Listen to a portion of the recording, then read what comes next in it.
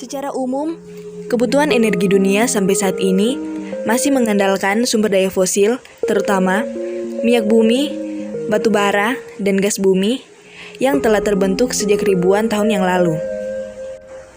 Namun, sumber daya ini sifatnya tidak terbarukan, yang apabila digunakan secara terus-menerus, maka pada suatu waktu tertentu tidak menutup kemungkinan terjadi kelangkaan sumber energi, bahkan dapat habis.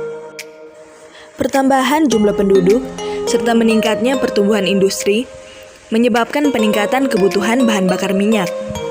Seiring dengan menurunnya cadangan minyak bumi nasional dan populasi penduduk Indonesia yang besar, menyebabkan sampah semakin hari semakin meningkat, khususnya sampah padat organik. Apakah solusi yang bisa mengatasi masalah tersebut? Mari kita simak video berikut. Perkenalkan, nama saya Gabriela Argede Tegulihi dengan NIM 1903035 dari kelas TPMB 2019. Nah teman-teman, bioetanol yang akan saya bahas di sini adalah bioetanol dengan bahan baku kulit pisang kepok dengan metode hidrolisis asam sulfat.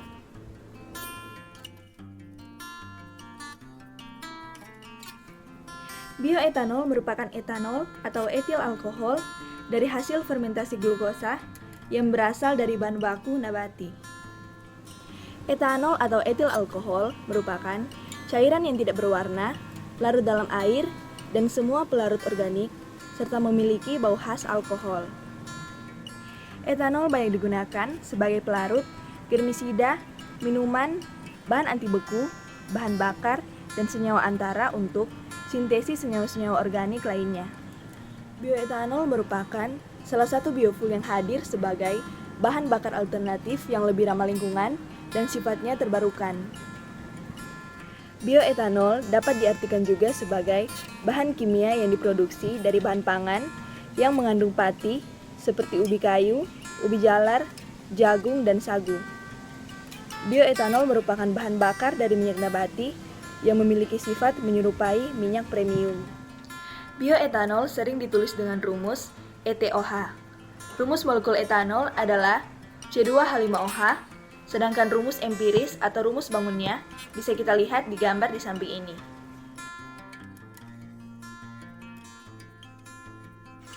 Pisang kepok merupakan jenis pisang olahan yang paling sering diolah, terutama dalam olahan makanan. Limbah kulit pisang merupakan bahan buangan yang cukup banyak jumlahnya. Secara umum, kulit pisang belum dimanfaatkan secara nyata dan hanya dibuang saja sebagai limbah organik atau sebagai makanan ternak. Jumlah limbah kulit pisang yang cukup banyak dapat memiliki nilai yang menguntungkan apabila bisa dimanfaatkan sebagai bahan baku pembuatan bioetanol, biogas, dan lain-lain. Berdasarkan tabel ini, komposisi terbanyak kedua pada kulit pisang adalah karbohidrat. Dewati menyebutkan bahwa kulit pisang kepok memiliki kadar karbohidrat 11,48%, di mana kandungan karbohidrat ini dapat dimanfaatkan untuk pembuatan bahan bakar alternatif atau bioetanol. Air agar suatu senyawa pecah terurai. Reaksi hidrolisis bisa kita lihat pada gambar di samping ini.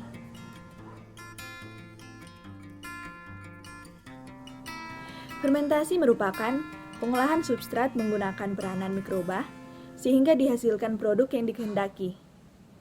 Fermentasi alkohol atau alkoholisasi adalah proses perubahan gula menjadi etanol dan CO2 oleh mikroba.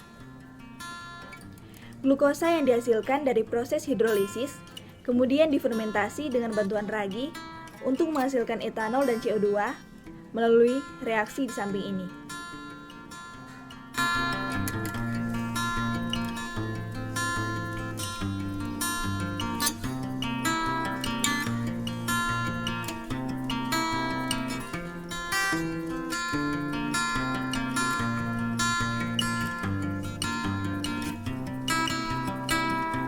Yang pertama adalah persiapan bahan baku. Kulit pisang kepok disortir untuk mendapatkan bagian kulit pisang kepok yang baik, kemudian dicuci dengan air bersih. Lalu kulit pisang kepok dipotong-potong menjadi kecil, kemudian dikeringkan dalam oven dengan suhu 60 derajat Celcius. Setelah kering, di blender hingga halus, kemudian diayak dengan 50 ml. Yang kedua adalah hidrolisis asam sulfat. Ambil larutan H2SO4, lalu dilarutkan ke dalam 500 ml Aquades dan dimasukkan ke dalam labu ukur, lalu dikocok hingga homogen. Selanjutnya, dimasukkan ke dalam labu leher 3 dengan penambahan 25 gram serbuk kulit pisang kepok. Kemudian, proses hidrolisis dilakukan dengan temperatur 60 derajat Celcius, 80 derajat Celcius, dan 100 derajat Celcius selama 120 menit. Hasil larutan hidrolisis disaring dengan menggunakan kertas saring untuk memperoleh larutan gula sederhana atau glukosa. Selanjutnya yaitu fermentasi.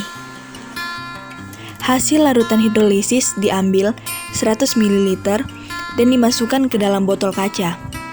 Siapkan Erlenmeyer untuk sampel ragi roti atau firmipan dan ragi tape. Masing-masing sampel dibagi 6 untuk varian massa ragi dan varian waktu. Kemudian lakukan formulasi media gula hasil hidrolisis dengan cara mengatur pH dan kadar gula. pH diatur 4-5 dengan menambahkan basa kuat NaOH 25%. Lalu tambahkan mikroba firmipan untuk percobaan pertama dan ragi tape percobaan kedua. Masing-masing ragi ada 3 sampel, A 4 gram, B 8 gram, dan C 12 gram dengan suhu 30 derajat Celcius. Tambahkan nutrisi NPK sebanyak 4 gram dan urea sebanyak 5 gram. Dimasukkan ke dalam shaker, lakukan fermentasi dengan waktu 5 hari atau 120 jam. Yang terakhir adalah karakterisasi dan analisa sampel. Yang pertama ada Fourier Transform Infrared sebagai uji untuk mengetahui gugus fungsi yang terdapat dari kulit pisang kepok. Selanjutnya, X-ray diffraction sebagai uji untuk mengetahui struktur kristal seperti ada atau tidaknya amorf dari serbuk kulit pisang kepok. Selanjutnya, scanning elektron mikroskop sebagai uji untuk mengetahui struktur morfologi kulit pisang kepok. Lalu, analisis kandungan glukosa dengan menggunakan metode Loeff's Role dan analisis kandungan bioetanol dengan menggunakan metode gas kromatografi.